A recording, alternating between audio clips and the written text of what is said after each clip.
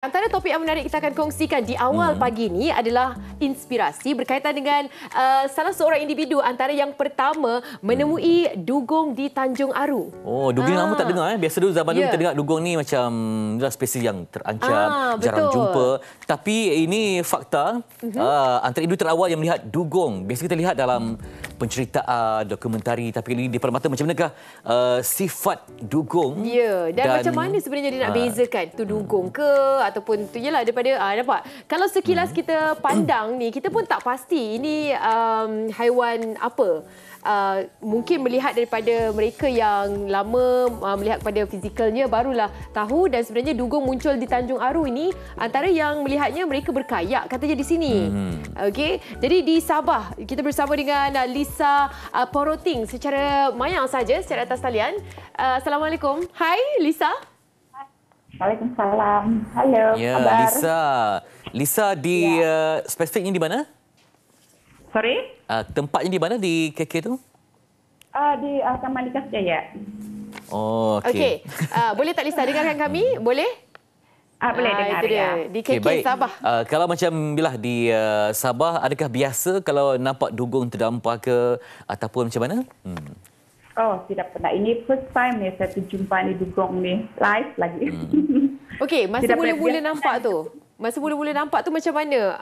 Memang terus tahu itu dugong ataupun Tidak. apa reaksi? First saya ternampak dia macam saya ingatkan dia mermaid ataupun dolphin. Macam dolphin. Ya, so jadi sebab dia punya ekor kurang lebih macam itu mermaid, and then tapi dia little bit gemuk daripada mermaid. So, Okey, saiznya lebih kurang macam mana Lisa? Saiz dia? Saiz kurang lebih besar macam itu SUP board saya bawa. Macam mana? Dalam mungkin tidak sampai 1 cm lah dia punya badan. Okey, difahamkan Lisa berkayak, betul? Saya paddling board, SUP. Oh, paddling board. Stand up paddle. Ya. Ada sebarang bunyian tak? Macam setengah macam kita tengok betul. spesies tertentu kan dia ada Keluarkan bunyian. bunyi, ya, betul. Mungkin apa yang dapat Lisa dengar ataupun hanya dia muncul sesekala ke macam mana? Dia muncul ngam-ngam di bawah sepunya board, sepunya pedal board. So jadi ngam dia terus masa saya ternampak dia ngamam di depan, lepas tu dia pergi bermain di bawah sepunya board time saya pedal. So dari sanalah saya heran ya, saya tidak tahu apa tu benda, and then so saya bubut dia lah, and then dalam 20 minit saya berpusing cari tu dugong. Okey.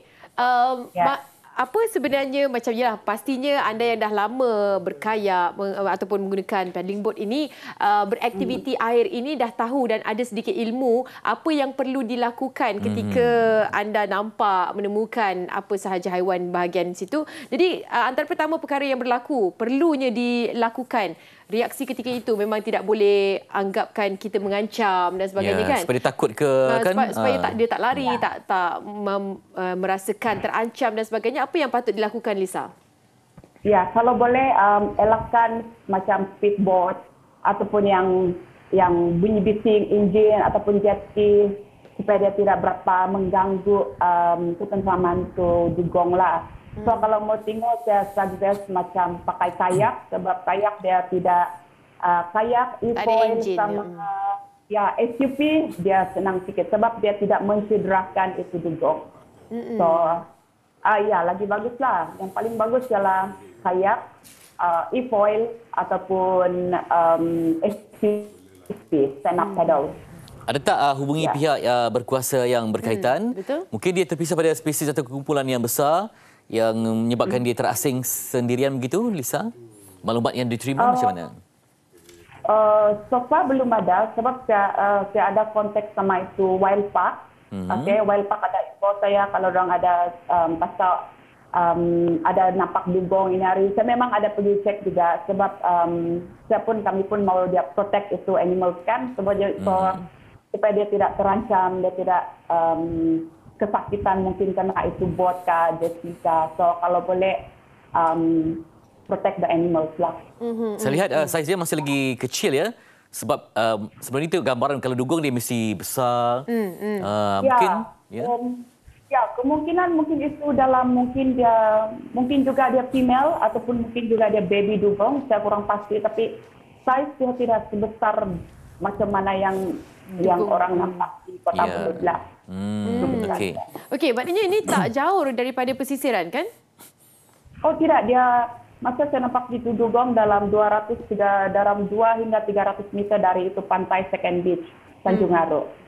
Ya, so jadi so far itu punya playground, activity kami untuk paddle sama berkayak. So most all the time in 5 days saya nampaklah every day to Dugong. Okey. Ya.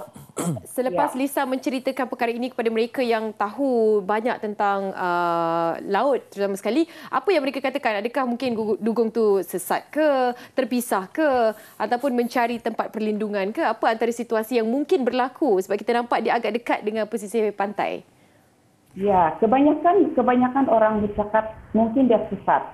Sebab itu dugong memang rare, lepas tu memang tidak pernah ada di Tanjung Aro. Itulah semua surprise kenapa dia datang di Tanjung Aro. Dan kenapa dia pilih Tanjung Aro sebagai tempat dia, mungkin dia tempat dia bermain ke apakah saya tidak tahu orang pasti. Ya, tapi kalau bagi kami happy lah. Yelah. Cuma dia kasih boleh protect lah tu animals kan daripada itu kena robot kan.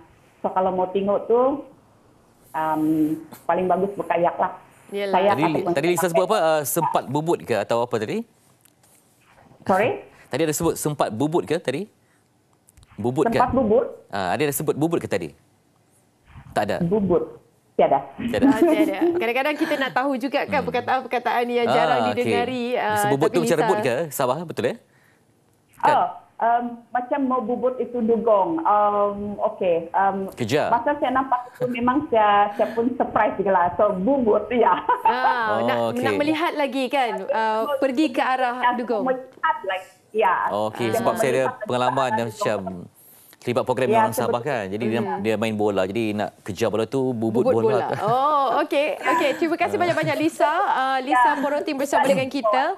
Antara yang kalau dah melakukan aktiviti-aktiviti ini, mereka antara yang akan antara menjadi yang terawal akan melihat kepada situasi-situasi rare ini yang jarang berlaku. Okey, Lisa Porotim dari Kota Kinabalu Sabah. Terima kasih banyak-banyak bersama dengan Kota Kinabalu kita nak berkongsi. Terima kasih Bubut.